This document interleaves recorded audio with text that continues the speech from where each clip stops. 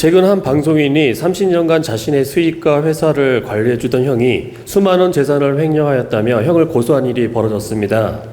가족은 가장 믿을 수 있어 함께 사업도 할 수 있는 건데 이런 경우도 있다니 참 안타깝습니다.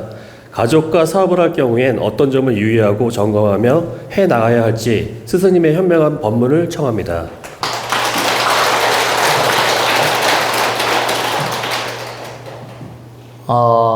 요즘 현 시대에 형제간의 동업하다 깨지는 경우도 있고 또 재산을 맡겼는데 횡령해서 배신감을 느끼고 형제간에 고발하는 분도 있고 고소 고발이 난무하고 또는 가까운 그 친척끼리 어떤 그 사업을 하다가 의리를 상해 가지고 안 보는 경우도 있고 등등의 이런 아픔들을 겪는 분들이 있습니다.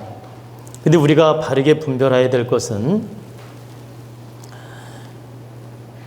내가 주체가 되어서 내가 사업주가 되어서 가족들을 살피는 차원으로 인품을 봐서 직원으로 채용할 수는 있습니다. 그러니까 내가 사업주가 되어 사장이 되는 거죠. 그리고 친척이나 가족들을 돕기 위해서 직원으로 필요에 따라 채용할 수는 있다.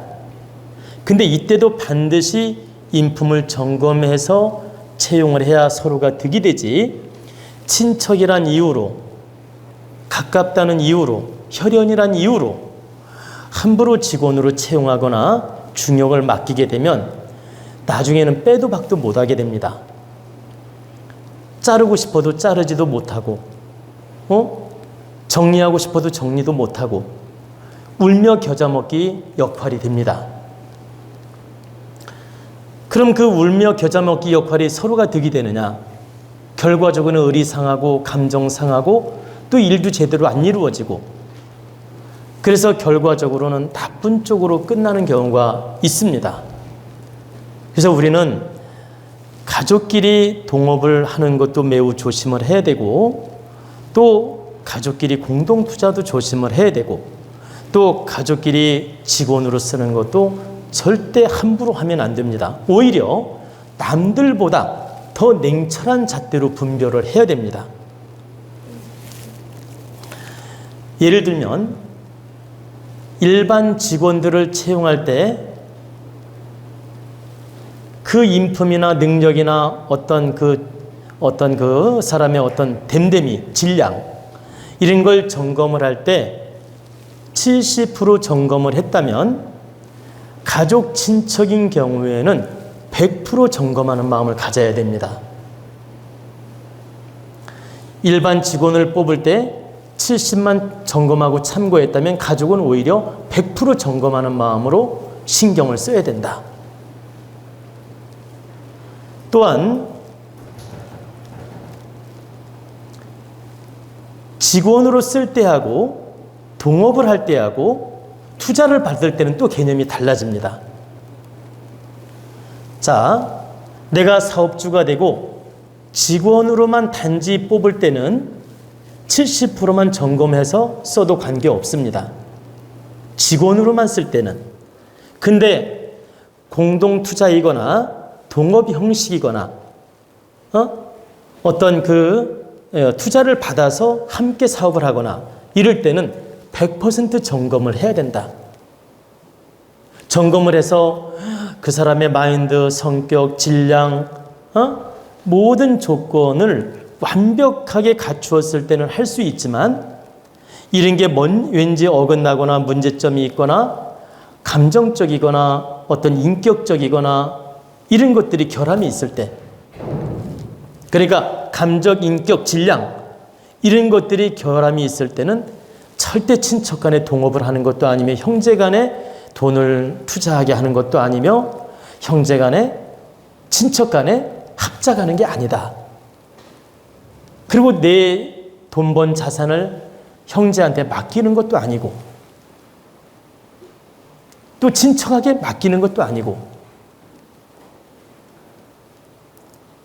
마음 하나 잘못 먹게 되면 씻을 수 없는 아픔을 겪게 되기 때문에 이런 건 오히려 조심을 해야 됩니다.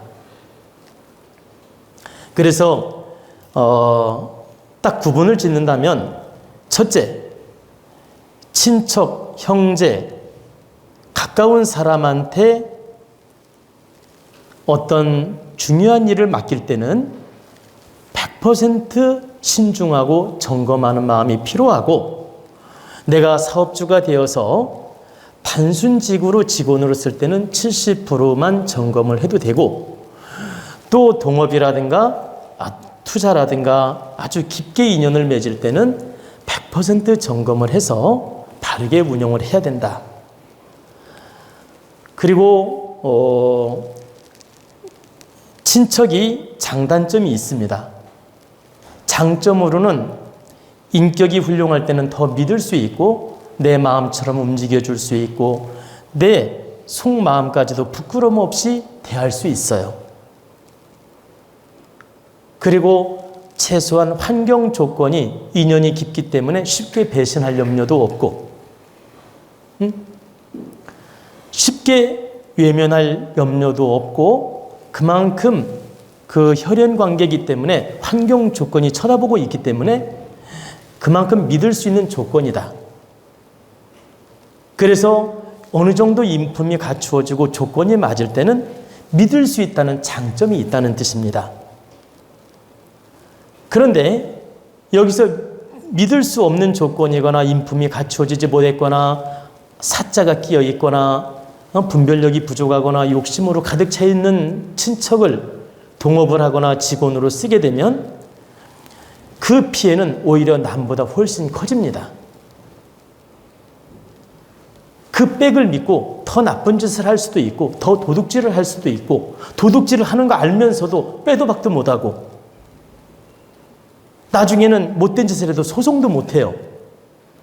도둑질한 거 알면서도 집어넣지도 못해. 이런 억울한 일을 당할 수가 있다. 그렇기 때문에 여러분들이 친척 간에 함부로 동업하는 것도 아니며, 투자를 함부로 받는 것도 아니며, 함부로 직원으로 쓰는 게 아니라는 걸 아셔야 됩니다. 그래서 여러분들이 혹시라도 사업을 하게 된다면 가급적이면 냉철한 잣대로서 일반 직원들을 뽑아서 쓰는 게 좋고, 친척이 도와주는 경우 더 냉철한 잣대로 분별을 해서 직원으로 써야 된다. 반드시 단순직도 70%는 점검을 해야 된다는 거예요. 중요한 역할인 경우 100% 점검을 해야 되고, 그래야만이 이런 소송 문제라든가 이런 난잡한 문제가 안 생긴다. 지금 뭐 연예인을 두고 질문한 것 같아요. 보니까 그분도 역시 형제를 믿고 행한 거예요. 근데 이 발등을 지킨 건 형한테도 책임이 있지만 본인한테도 책임이 있는 겁니다. 형이 사기를 쳤든 실수를 했든 형 잘못도 있지만 본인이 관리를 못한 어리석음의 책임도 있다. 그래서 사람들은 그 모습을 보면서 형이 무조건 나쁜 놈이네, 잘못을 했네, 이렇게 바라볼 수 있지만 그렇지 않다. 쌍방 잘못이 있다. 그 경중은 깊이 들어가 봐야 되겠지만 제가 객관적 잣대로 풀어본다면 형의 잘못이 70%는 있고 동생의 잘못도 30%는 있다.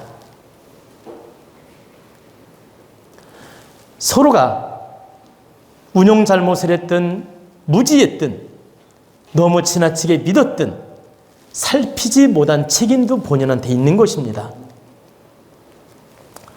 그렇기 때문에 여러분들이 이런 것을 단면으로 보고 판단하면 안 된다.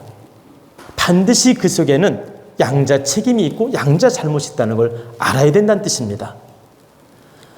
그래서 우리가 가족, 친척 간의 일을 도모하거나 같이 할 때는 좀 더 냉철한 분별로서, 바른 판단으로서 현명하게 처리를 하라는 뜻입니다.